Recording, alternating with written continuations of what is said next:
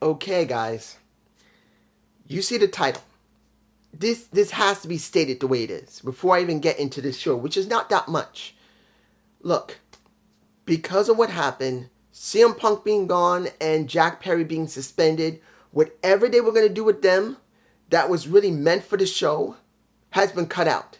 They literally reset everything going into Grand Slam. Whatever storylines they have, they either had to trash or they're now modifying them so it'll work without Jack Perry and without CM Punk. That's the deal. That is the deal. I don't know if JD is going to say this. I don't know if just Alex Solomonster, Wrestling.com, or the Slick Daddy. Anything that had been set up ahead of time before All In happened, this is a reset and a modification because you could tell the way things were. It didn't feel like it was a rush job for most of it, but it felt like it was just thrown out there because they had no option but to do it. Now, we have Orange Cassidy. Now, I do believe, this is me, I don't know about anybody else, but I believe if Punk or Jack Perry was still on the roster, I truly believe Orange Cassidy would take some time off. I truly believe that. I truly believe that Orange Cassidy was supposed to go away for a little while, a couple of weeks or at least a month to take a break and then come back to make people really interested. But there's no Punk, there's no Jack Perry. So they decided not to do that. So when he came out, he said, "How you doing, guys? Thank you." And he said simply, "I was told to go home." I said, "No. I am not going anywhere. I am Orange Cassidy. I am one of the staples of this company. And I have no catchphrase." And he leaves the ring. And then we get Moxley and AR Fox match for the international title. But that is a statement.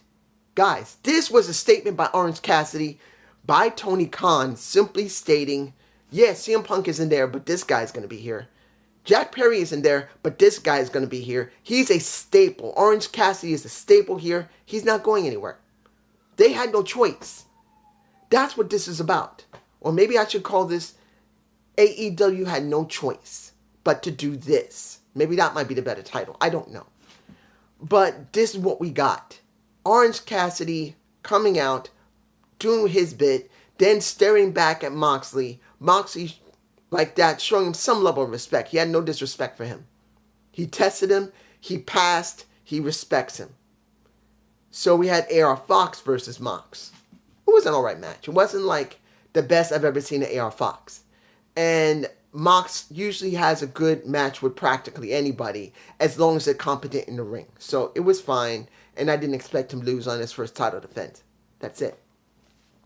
Next, Heavenly Bodies versus Aussie Open. Oi, oi, oi! That's my boys. They have gone through New Japan Pro Strong. They have gone through Impact Wrestling, held the titles. No, they didn't hold the titles. They went for Impact Wrestling. I really wish they'd stayed, but they didn't. I don't know how long subculture, not cancel culture. Subculture is going to be there. But I kind of wish Aussie Open was there because I really like Aussie Open. They had a little bit more of an attitude. But that's just me. But I'm not going to say Danny Luna isn't interesting. She is an early version of Jordan Grace. I want to see Jordan Grace versus Danny Luna. The previous version of what Jordan Grace used to look like and what Jordan Grace looks like now. Where we saw Jordan Grace doing pull-ups topless. Which everybody, I know them and their mother want to look at those titties. But that's what you get.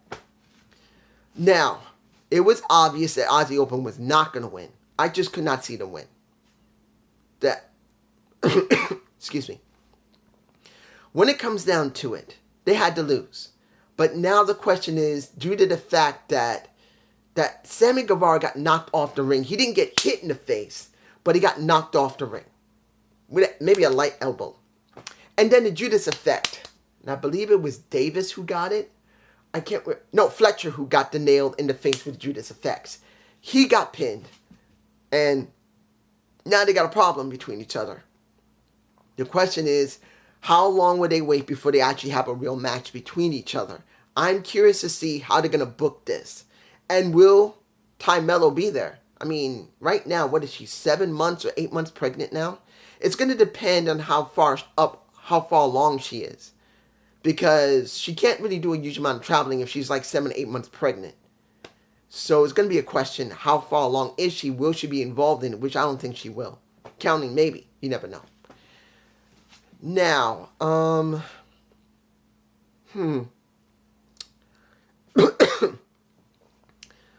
Now, the next match. I'm going to say this when it came to the open challenge for the TBS title with Emi Sakura and Chris Statlander. Look, you guys know how I feel about Chris. I don't hate her, but I truly believe that she shouldn't have won the title. It should have been somebody else. It could have been easily anybody else. It could have been Taya Valkyrie. It could have been Athena. It could have been Ruby Soho, who I think who should have won it. Particularly, she should have won it at All Out. I truly believe it would have helped the Outcasts to have 2 titles, not just one. And everyone has to go after them. But no.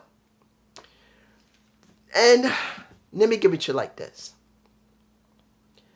When it comes down to Emi Sakura, the queen or the empress, I don't know what she's calling herself, it pisses me off. You have women on the roster that we don't know nothing about. We know nothing about them. Nothing. And I'm like, you don't devote enough time to these women. How much time did we get for Sakura and Statlander? 6 minutes? 7 maybe? This is where I wish that only women would be on Collision for a while. See it like this. Break up what needs to be done. It's obvious they're doing either a soft or a hard reset on the rosters. They got rosters for Collision, rosters for ROH, and rosters for Dynamite. I want Dynamite to focus on tag team wrestling. Nothing wrong with that. I want Dynamite to focus for women's wrestling. No problem. I want Dynamite to be for the TNT champion. Nothing wrong with that. But then, I want on Dynamite trios titles. I want on Dynamite the world title. I want on Dynamite, well, you can throw a little bit of ROH on there. And sometimes, once in a while, maybe the TBS champion could have a match and the women's world title once in a while. But I think the TBS title and the world title for the women should be on Collision. Focus all your attention for the women in one place, because you going back and forth is not helping. It's not. I'm being honest here. It just doesn't help. And then when you look at what happened with Toni Storm, where she's acting like she doesn't even remember what she did to Ruby Soho, and now she's going to have a match against Saraya, I just don't feel anything.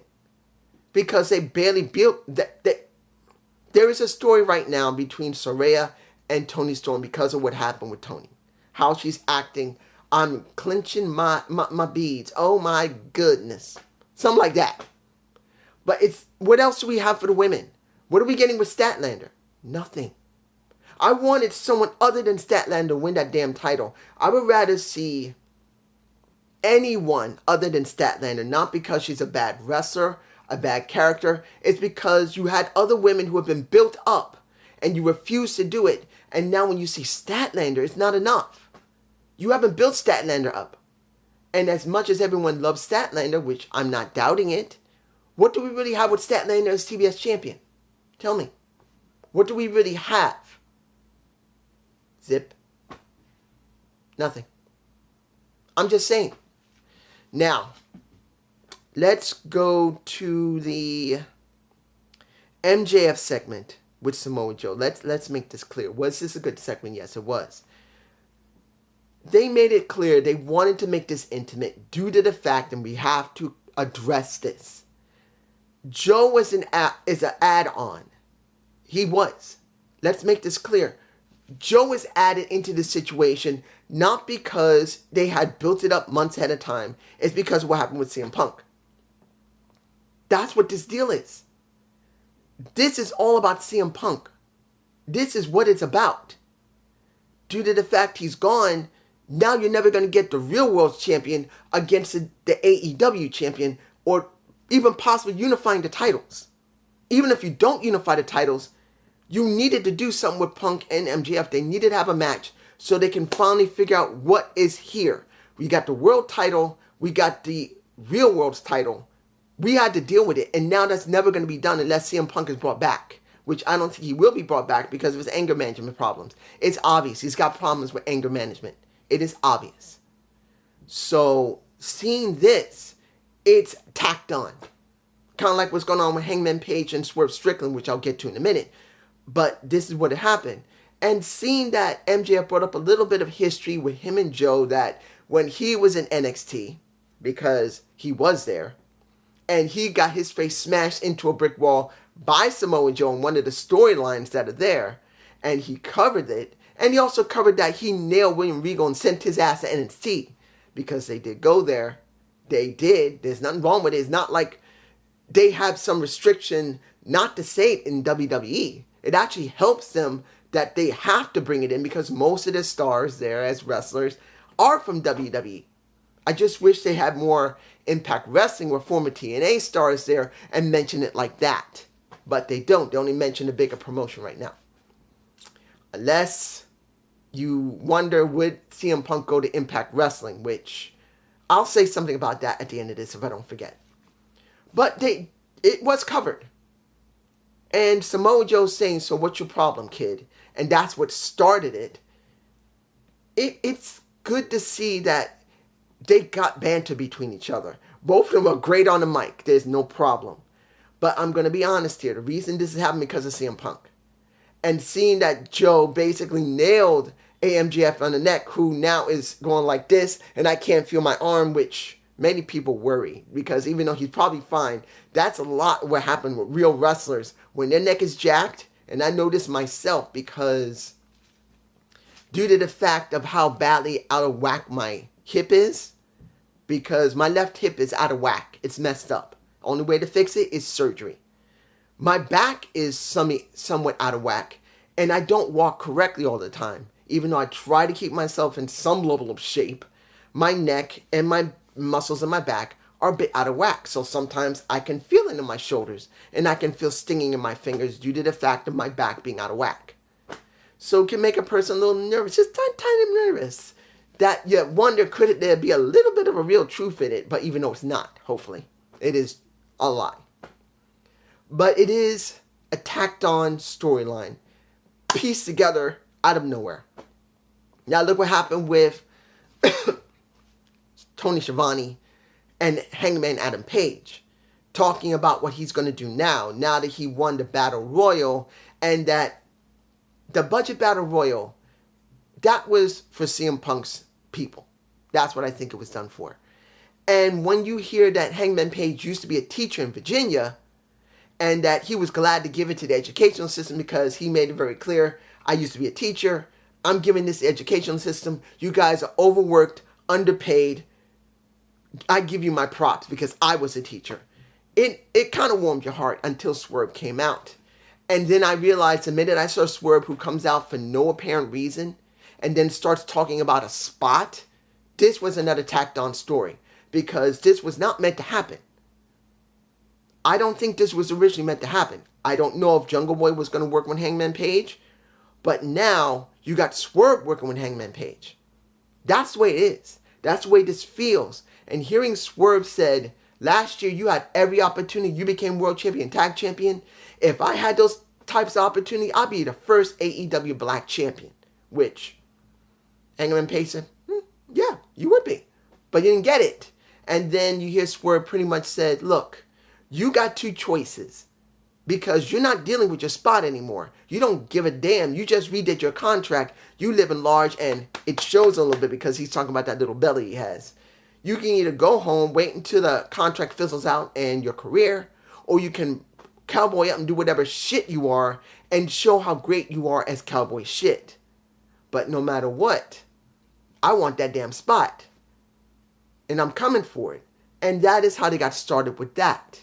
And then you see that little Brian Cage nails him after Swerve pisses him off talking about his wife and kid. Do I believe this is going to be a good story? I don't know. This is a tacked on story. This was either came out of short notice, or it's a modification of a story that might have happened either with CM Punk, because I think that's a possibility, or Jack Perry. I think it probably was going to be with CM Punk. But my guess is it was going to be Jack Perry. I truly believe Jack Perry is going to work with Hangman Page. And this would have been with Hangman Page. That's just how I feel. Final match of, well, I can't really just skip the Trent Beretta and Roderick Strong match. Due to the fact of what happened after the attack from Joe onto MJF, you did see the fight between Adam Cole and Robert Strong, pretty much screaming at him, how you caring about him? What about my neck? And they were doing that back and forth. And then we get this match, which I knew Strong was going to win. It was telegraphed. That's the problem. I kind of wish they had not done it here because it was telegraphed. But like I said, they tacked together a lot of stuff. They tacked together storylines that were never meant to be, or modified them or made new ones because they didn't have an option. So the match had to still go on because it was advertised, and Strong won, and I'm not surprised. But the match that meant the most, and there was another quarterfinal match, this match was student and the son of the teacher. Buddy Wayne, I believe, Buddy Wayne's son, Nick Wayne, versus the guy who's basically mentoring right now on behalf of his dad, and that is a Darby Allin. Now, of course, we have a little bit of Christian outside watching the match at commentary table. But you could see they wanted to try and make this an important story, because this is one of the few stories they do have. They have not changed. Nick Wayne, how can I say this? The match was a good match. It was a very fast-paced match. Both of them have been trained pretty similarly. You could see the more seasoned veteran in a Darby Allin compared to Nick. This is Darby, this is Nick. They have very similar skill sets, but Darby knows how to make his moves when he gets hurt look dramatic. And Nick, no, he does not. He's still learning how to do that. He has a lot of work to do to try and make himself, and hopefully the person that he works with, get over. Now, I'm not going to tell you that Darby can do that perfectly. He cannot. Darby is a damn bullet in most cases. It goes through things. It does not leave much behind it. That is how Darby is. He just goes straight. And a lot of times, you can't always go straight. You need to slow down sometimes, and you need to be able to work a match that's going to be very, very dramatic. Now, mind you, when it comes to him taking the hits, he sells it like a dream when it's slowed down enough. No problem. But when he's going too fast, you just don't feel it all the time. In this situation, due to the fact they're both very fast, when he dived out to try and nail Nick, he acted like he was badly hurt. And he sold it, which, perfect, he had to. And they tried to work from there, but eventually you see him having to do one thing that most storylines wouldn't do. You put a little bit of realism in it, because he grabbed the mic after a while and he said, stop hitting me like you're an 18-year-old kid and hit me like you mean it, like you want to win this match. And they went from there. In the end, of course, Darby was going to win. He had to win. There's no way he wasn't going to win. But they tried to sell the story that the student, by the mentor, he had to try and step up. He gave his best, but he's still young. He needs a lot of time to work. But Darby was going to win. But due to the fact that Christian, one of the nastiest heels in the business, making it clear that Darby says he really cares about him. Look how much he's beating his ass up. And before that, when he faced him in the back saying, I had to study a little bit more of your dad because I didn't know Buddy Wayne. I believe his name was Buddy Wayne. I keep forgetting his dad's name. But he said he was worse than I thought he was. And you need the right person to mentor you. I am here. I am a champion. I am the champion. Maybe you should listen to me. And you see that he was staring at him. Now, they cut when Darby went over to Nick to grab him to see if he was all right. But it was obvious. They were setting this up. See if Nick is going to leave Darby and go to Christian. Don't know. Because eventually, sooner or later, it's going to come to a head with AR Fox and Nick Wayne. Will Nick go to Christian because of AR Fox dealing with Darby and Darby accepting him back? This is one of the few stories that they got right now. And let's make this clear. They're trying to build the Grand Slam with either brand new storylines or modified storylines or storylines that have just been tacked together that probably was never meant to be. I don't know if it's going to work, but this is just me. Peace.